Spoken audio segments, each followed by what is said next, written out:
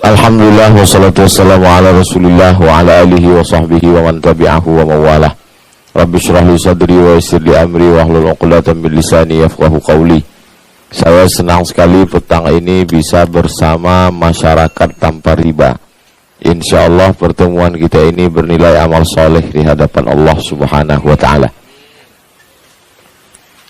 Riba diambil dari kata raba yarbu, artinya bertumbuh dan bertambah. Karena memang uang, materi, benda yang dipinjam itu menjadi bertumbuh dan bertambah dengan bertambahnya masa. Maka tanaman yang tumbuh itu disebut dengan yarbu. Allah membantah itu. Ketika orang mengatakan riba itu yang tumbuh, sedangkan yang lain tidak tumbuh. Maka kata Allah SWT, yamhaqullahu riba wa yurbi. Nah, dari kata riba, yamhaqullahu riba wa yurbi sadaqat. Sesungguhnya riba itulah yang binasa dan sedekah itulah yang tumbuh.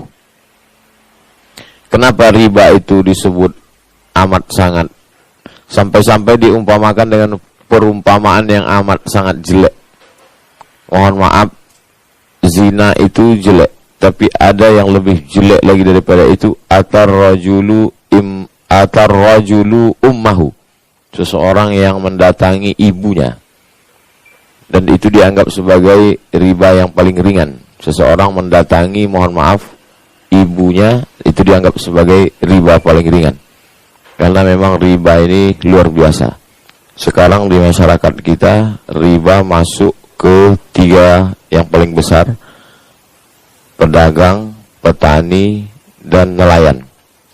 Bagaimana nelayan dengan kesulitannya di tengah laut mencari ikan, setelah dapat dibawa ke pantai, ternyata uang itu tidak diperoleh untuk keluarganya dulu, karena uang itu sudah diambil duluan dari rentenir.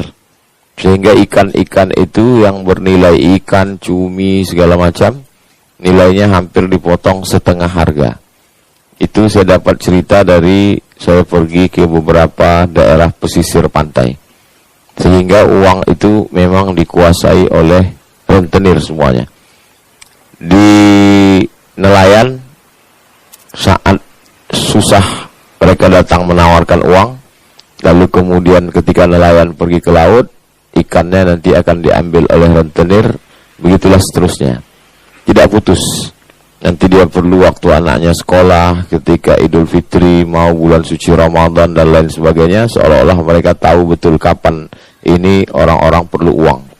Lalu kemudian di sektor pertanian, pada saat musim menanam, rentenir tahu bahwa pada saat menanam ini masyarakat perlu pupuk, perlu bibit, di situ dia akan tanamkan uang besar-besaran investasi. Nanti pada saat memanen, di situ pula lah dia akan memasang harga panenan amat sangat murah, dari mulai cabai sampai padi, beras, karena orang sudah diberikan pinjaman duluan. Kemudian begitu juga dengan di beberapa pasar kita, beberapa calon bupati, wali kota yang kampanye, di antara permintaannya adalah, apakah kalau Bapak nanti duduk kami bisa terlepas dari rentenir. Jadi masyarakat kita tidak lepas dari rentenir. Satu sisi mereka yang terjebak ini karena kebutuhan. Kalau dia tidak minjam uang ke rentenir, ikannya tidak dapat karena perahu, minyak, segala macam, tidak ada modal. Pertaniannya tidak tumbuh karena pupuk, sewa, tanah, dan lain sebagainya. Karena kalau tidak pakai rentenir, dagangnya tidak maju. Ini sebagian besar kebutuhan. Tapi ada jenis kedua, adalah manusia yang terjebak dalam hidup konsumtif. Jadi sebetulnya kalau dia mau hidup cukup dengan pemberian Allah yang dalam Islam disebut dengan qanaah, dia sebetulnya tidak terjebak pada riba. Tapi karena sifat tamak, maka hampir semuanya terjebak pada riba. Tidak sesuai antara pendapatan dengan keinginan kebutuhan yang sangat besar. Akhirnya solusinya adalah riba.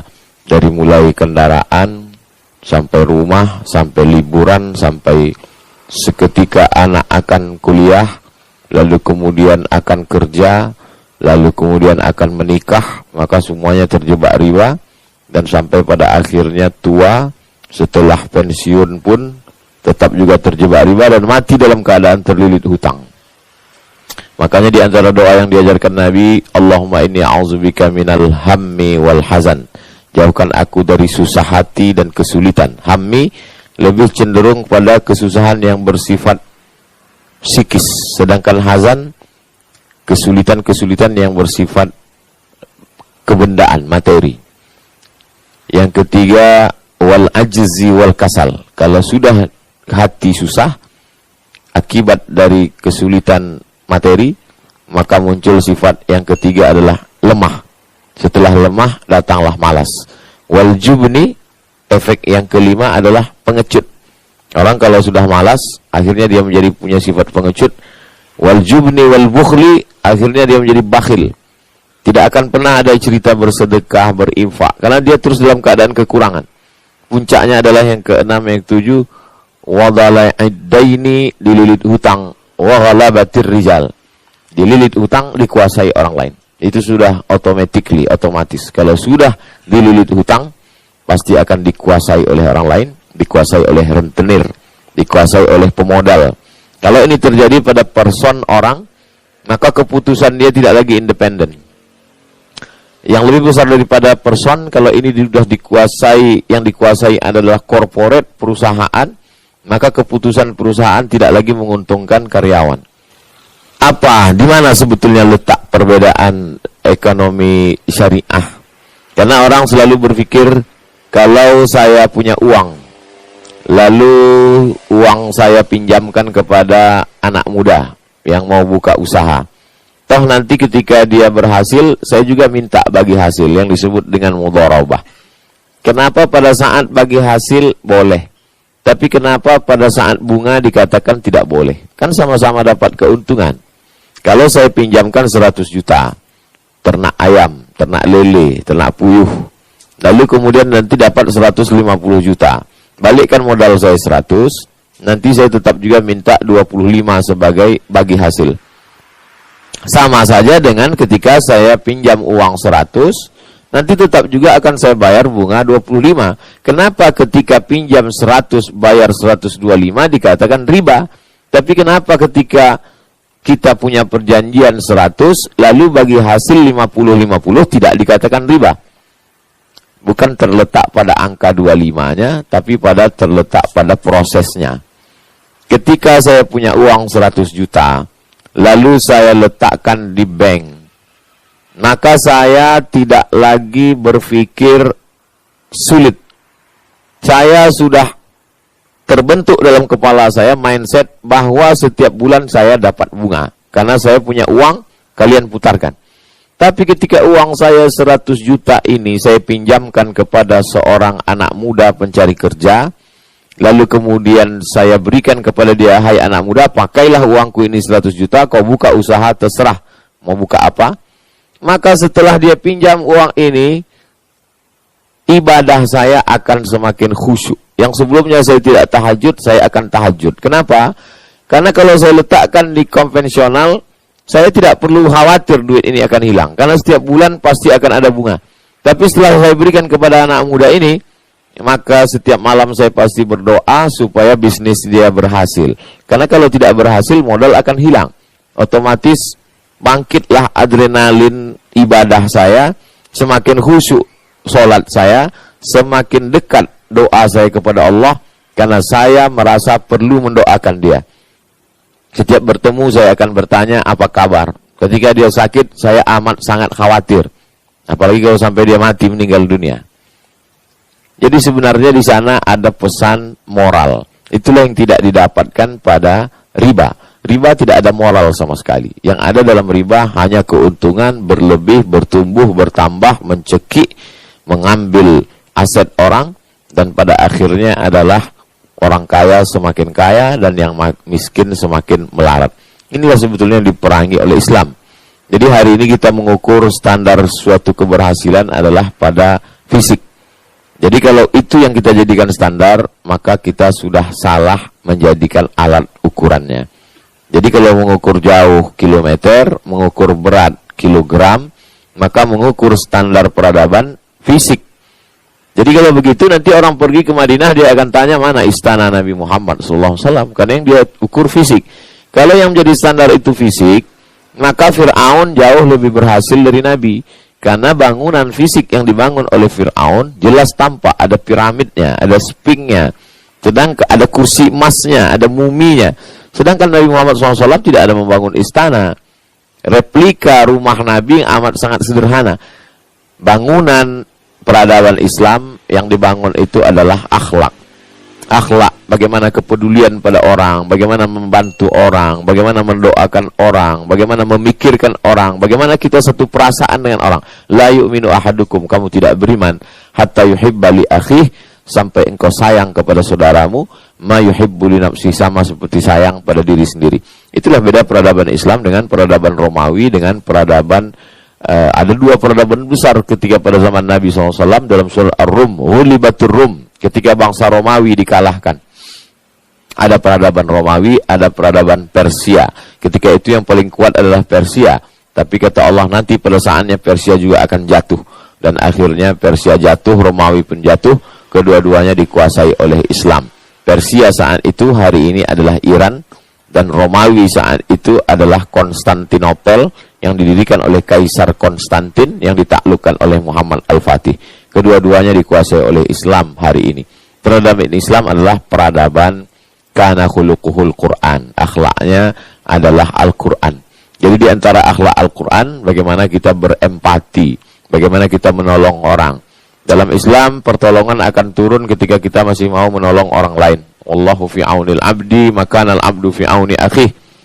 Jadi kehadiran ketika petani terjerat, lalu kemudian nelayan juga sudah terjerat, ditambah lagi pedagang pun terjerat. Ketiga orang ini hanya bisa dilepaskan oleh penguasa.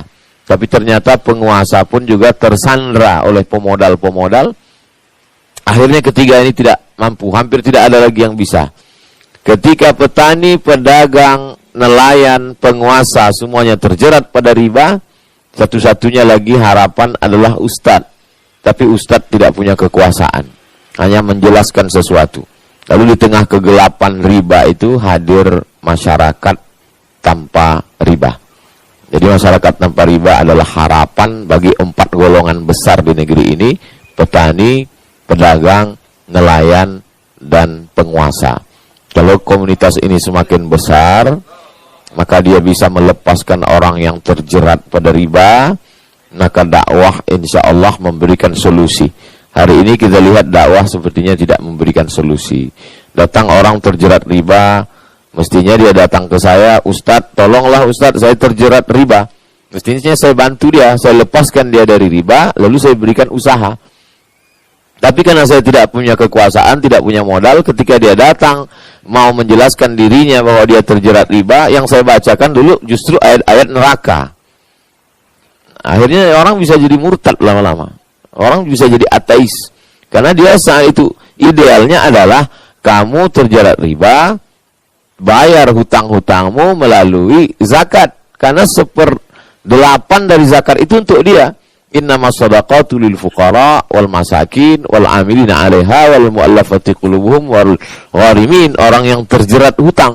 Tapi kenyataannya zakat tidak cukup untuk fakir miskin saja masih, apalagi orang terjerat hutang, dan orang semuanya hari ini berutang. Bahkan sudah menjadi tren kalau tidak ngutang berarti tidak hidup di zaman ini. Ya, jadi mindset sesungguhnya yang mesti diperbaiki. Maka kehadiran masyarakat tanpa riba di tengah masyarakat Indonesia adalah harapan bagi saya pribadi sebagai da'i, sebagai bagian dari pegiat dakwah. Karena kalau ini terus berkelanjutan, habislah anak cucu kita ditelan oleh riba ini. Nanti 100 tahun akan datang, mereka hanya akan pernah berkata, dulu ada suatu konsep agama Islam yang namanya bebas riba, tapi sudah punah dan tidak relevan lagi. Kenapa? Karena kenyataan itu tidak sesuai dengan fakta. Jadi janji Allah SWT, wa may yartadda minkum an dinihi, kalau semua manusia ini meninggalkan ajaran Islam, fasawfa ya'tillah, akan diganti Allah dengan sekelompok manusia yuhibbuhum wa yuhibbunah. Allah cinta kepada mereka dan mereka pun cinta kepada Allah. Yujahiduna fi sabilillah, mereka akan memperjuangkan nilai-nilai ajaran agama Allah. La yakhafuna fillah laumata laim, mereka tidak takut kecaman, cacian, sumpah serapah, musuh-musuh, haters, buzzer dan lain sebagainya, karena perjuangan mereka adalah perjuangan karena Allah. Mudah-mudahan masyarakat tanpa riba termasuk komunitas itu, insyaallah.